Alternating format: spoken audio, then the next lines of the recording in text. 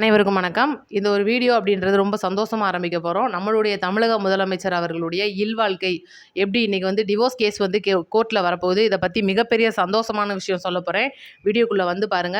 அடுத்து பிரசாந்த் கிஷோராக மாறத் துடிக்கும் சீமான். ஏன் எதுக்காக அப்படின்றதை சொல்லப் போறேன். மிகப்பெரிய அளவுல திமுகவின் கைகூலியா மாறிப்போன சீமான் பிஜேபியோடையும் லைட்டா டச் வச்சிருக்கிறாப்புல. அடுத்து பார்த்தீங்கன்னா, நம்மளுடைய முதலமைச்சர் அவர்களுடைய வீட்டுக்கு பக்கத்து வீட்டுக்காரரான பி.ஆர். சுந்தர் திமுகவின் மிகப்பெரிய ஒரு பினாமியா செயல்படுறவர் நேற்று பாலியல் வழக்கில் கைதாயிருக்காரு. இதுக்கு சீமான் முட்டு வேற கொடுத்துருக்குறாப்புல. இதெல்லாம் நம்ம நிறையா விரிவாக பேச போகிறோம். சேனலுக்குள்ளே வந்து பாருங்கள், ஸ்கிப் பண்ணாமல் பாருங்கள். பார்த்துட்டு உங்கள் கமெண்ட்டை சொல்லிடுங்க, வீடியோக்கு ஒரு லைக்கை பண்ணிடுங்க. இப்போ ரொம்ப முக்கியமான விஷயத்துக்கு வருவோம். இந்த பி.ஆர். சுந்தர் அப்படின்றவர் ஒரு மிகப்பெரிய நிதி நிறுவனர் அப்படின்னு சொல்லலாம், பங்குச்சந்தை நிபுணர் அப்படின்னு சொல்லலாம். ஏன்னா நிறைய பேருக்கு பயிற்சி அளிச்சிட்டு இருக்கிறாப்புல. அடிக்கடி பார்த்தீங்கன்னா சமூக ஊடகங்களில் கொடுக்குற பேட்டிகளில் நான் விஜய் அவர்களுக்கு பக்கத்து வீட்டுக்காரருன்னு சொல்லிக்கிட்டே இருக்காரு. கடைசியில் இப்போ தான் வந்து ஆய்வின் மூலியமாக தெரிய வருது அவர் ஒரு மிகப்பெரிய திமுகவுடைய பினாமி அப்படின்னு. என்ன பிரச்சனை அப்படின்னா, ஒரு செய்தி வாசிப்பாளர் ரூமில் வச்சுட்டு ஒரு 3 மணி நேரம் அந்த பெண்ணுக்கு பாலியல் தொல்லை கொடுத்ததாக மிகப்பெரிய ஒரு வழக்கு அவர் மேலே வந்திருக்கு. இதுக்கு மனைவியும் உடந்தையாக இருந்திருக்காங்கன்னு சொல்லிட்டு பெங்களூரில் வச்சு 2 பேரையும் கைது பண்ணிட்டாங்க. இது கைது பண்ணினது என்னமோ வந்து காவல்துறை, இது வந்து கைது பண்ணிட்டாங்க. அன்பரசன் நினைக்கிறேன் அவர் பேர், அந்த இன்ஸ்பெக்டர் பேர் டிஎஸ்பி. அவருக்கும் பார்த்தீங்கன்னா இந்த பி.ஆர். சுந்தருக்கும் முன்பகை ஏதோ இருந்திருக்கு, அதனால தான் கைது பண்ணிட்டாருன்னு சொல்லி சப்பக்கட்டை ஒன்று கட்டி கோர்ட்டில் மனு வேற போட்டிருக்காங்க. இதெல்லாம் போக ஒரு பாலியல் குற்றவாளிக்கு சீமான் அவர்கள் முட்டு கொடுத்துருக்கிறாரு. எப்படிங்க தாவேக அரசில் இவரை வந்து நீங்கள் கைது பண்ணலாம் அப்படின்னு சொல்லி ஒரு கேள்வியும் கேட்டிருக்காரு.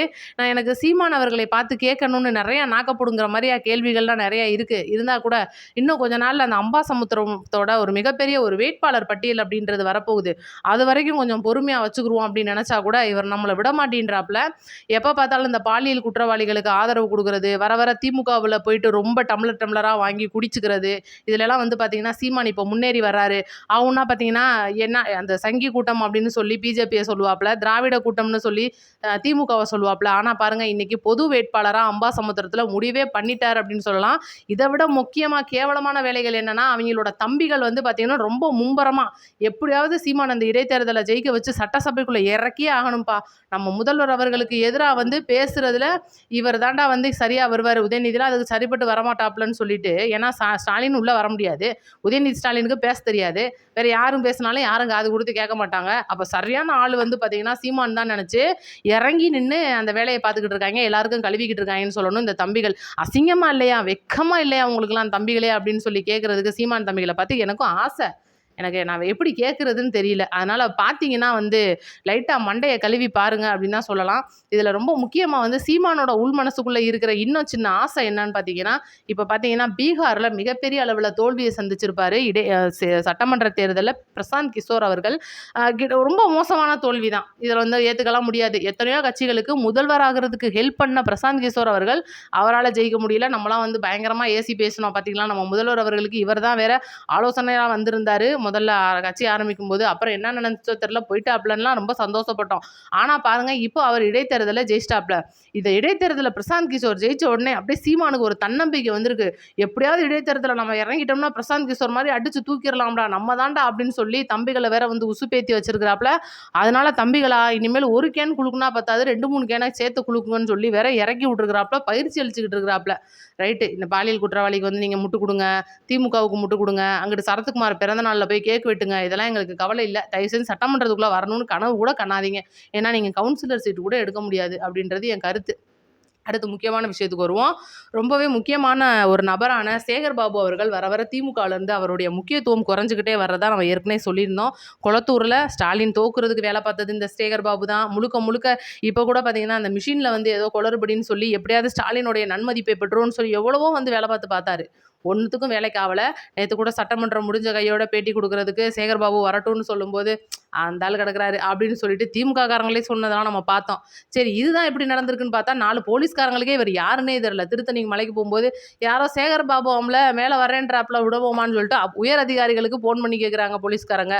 அப்படியே வாயில் ஈ போயிட்டு காது வழியாக வெளியே வந்துருச்சு வண்டிக்குள்ளே உட்காந்துருக்கும் போது.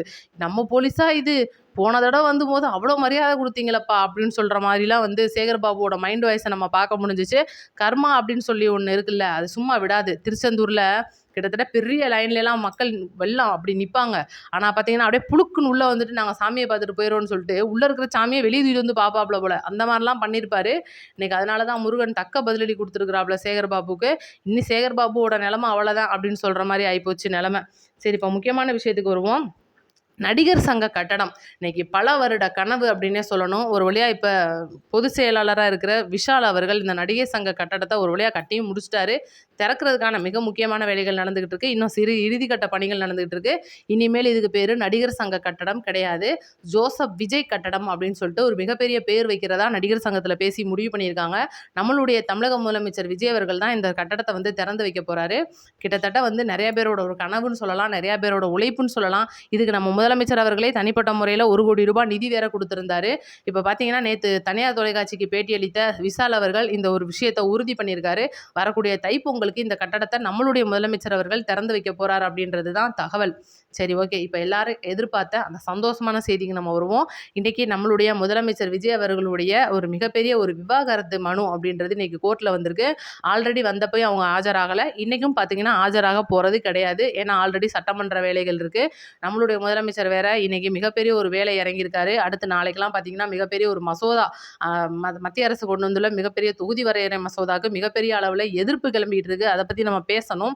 அதுக்கு முன்னாடி இந்த விவாகரத்து வழக்குக்கு வருவோம். சங்கீதா அவர்களுக்கு ₹250 கோடி அந்த ஒரு செட்டில்மெண்ட் அப்படின்றது பேசியிருந்தாங்க. இது போக பார்த்தீங்கன்னா நீதிபதி அவர்களே வந்து சமரசம் தீர்வு அப்படின்னு சொல்லிட்டு அனுப்பியிருந்தாங்க. இந்த ஒரு வழக்கை பற்றின மிகப்பெரிய வதந்திகள் பரவிட்டு இருக்கு. ஆல்ரெடி பிரிஞ்சுட்டாங்க, அவங்களுக்கு ஆல்ரெடி செட்டில்மெண்ட்லாம் பண்ணியாச்சுங்க, அதுக்கப்புறம் தான் முதல்வராகவே ஆயிருக்காருன்னு சொல்லிட்டு நிறைய விஷயங்கள் பரவுச்சு. இப்போ கூட பார்த்தீங்கன்னா நம்மளுடைய ஜேசன் சஞ்சய் அவர்கள் மிகப்பெரிய பேட்டி ஒன்று கொடுத்துருப்பாப்புல தனியார் தொலைக்காட்சிக்கு. அது பார்த்தீங்கன்னா அம்மா, அப்பா, உறவு, பாண்டிங், குடும்பம், பிள்ளைங்க அப்படின்னு சொல்லிட்டு மிகப்பெரிய ஒரு விஷயத்தெல்லாம் பேசி நமக்கு வந்து ஒரு ஒரு எப்படி சொல்ல ஒரு குழு கொடுத்துருக்காருன்னே சொல்லணும். ஏன்னா பார்த்தீங்கன்னா வரக்கூடிய அந்த மனுவில் நம்மளுடைய முதலமைச்சர் மற்றும் சங்கீதா அந்நியர் அவர்கள் இணைய போகிறார் அப்படின்ற மிகப்பெரிய ஒரு சந்தோஷமான செய்தியை எதிர்பார்த்து காத்திருக்கோம். ஒருவேளை இணையலை அப்படின்னா கூட சமரச தீர்வுக்கு இன்னும் கொஞ்சம் நாள் டைம் பிடிக்கும் அப்படின்னா கூட இருவரும் எப்படியாவது அந்த பரஸ்பரம் வந்து சமரசமாக போயிட்டு குடும்பம் இணையணும் அப்படின்றது தான் என்னுடைய கருத்து. உங்களுடைய கருத்துக்களை கமெண்ட்டில் சொல்லுங்கள். எல்லாரும் ஒட்டுமொத்தமாக தமிழகத்தில் எதிர்பார்த்துருப்பீங்க இதுதான். அதனால் மறந்துடாமல் இதை பற்றின உங்கள் கமெண்ட்டை சொல்லிடுங்க. இப்போ நம்ம தொகுதி மறுவரையறை மசோதாவுக்கு வருவோம். ஒரு வழியாக சட்டசபையில் பட்ஜெட் தாக்கல் பண்ணி முடிச்சாச்சு. இன்றைக்கி பார்த்தீங்கன்னா நம்மளுடைய முதலமைச்சர் அவர்கள் ஒரு மிகப்பெரிய ஒரு விஷயம் சொல்லியிருப்பார். 8ஆம் தேதி பார்த்தீங்கன்னா தொகுதி வரையறை கூட்டத்துக்கு எல்லா கட்சியில் இருக்கிறவங்களும் வாங்கன்னு சொல்லிட்டு ஒரு அழைப்பு கொடுங்கன்னு சொல்லியிருந்தாங்க. திமுக சார்பில் இருக்கிற எம்பிகளையும் சேர்த்து மொத்தமாக 57 எம்பிகளுக்கான கூட்டம் நம்மளுடைய சேப்பாக்கத்தில் இருக்கிற கலைவாணர் அரங்கத்தில் முதலமைச்சர் அவர்கள் கூட்டியிருக்காரு. மத்தியானம் 3 மணிக்கு எல்லாரும் வாங்கன்னு சொல்லும்போது இது என்னவா இருக்குன்னு யோசிச்சோம்னா, திமுக முதல்ல எதிர்த்த இந்த தொகுதி மறுவரையறைக்கு இப்போ வந்து அனுமதி கொடுத்துருவோம் அப்படின்னு சொல்லிட்டு இருக்காங்க. ஆனால் இப்போ கடுமையாக எதிர்த்துக்கிட்டு இருக்கிற நம்மளுடைய முதல்வர் விஜய் அவர்களுக்கு தான் இது ஒரு மிகப்பெரிய தலைவலியாக அமைஞ்சிருக்கு. ஏன்னா இந்த காங்கிரஸ் அப்படின்றது நம்ம கூட வந்து இணைஞ்சதுக்கு அப்புறமா திமுக மிகப்பெரிய கடுமையான தோல்வியை நம்ம சந்திச்சிட்டோமேன்னு சொல்லிட்டு மிகப்பெரிய எப்படி சொல்றது ஒரு ஆங்கிரி கோபத்தில் இருக்கிறாங்க. அதனால எப்படியாவது பாஜகவில் போய் இணைஞ்சு தான் அவங்க இடைத்தேர்தலை சந்திக்கலாம் போறாங்க அப்படின்றது இன்னைக்கு செய்தியாக வந்துட்டு இருக்கு. இதெல்லாம் தாண்டி இந்த தொகுதி மசோதாவுக்கு திமுக சார்பில் இருக்கிற ஆதரவும் நம்மளுடைய சார்பில் இருக்கிற எதிர்ப்பும் கலந்து இந்த ஆலோசனை கூட்டத்தில் என்ன முடிவெடுக்க போறாங்க அப்படின்றத நம்ம பொறுத்திருந்து பார்ப்போம். அடுத்தடுத்த வீடியோக்களில் உங்களுக்கு நான் டீட்டெயில் கொடுத்துட்றேன். மறக்காம நம்ம சேனலை நோட்டிஃபிகேஷன் ஆன் பண்ணி வைங்க. 4 பேருக்கு ஷேர் பண்ணி விடுங்க வீடியோவை. நன்றி, வணக்கம்.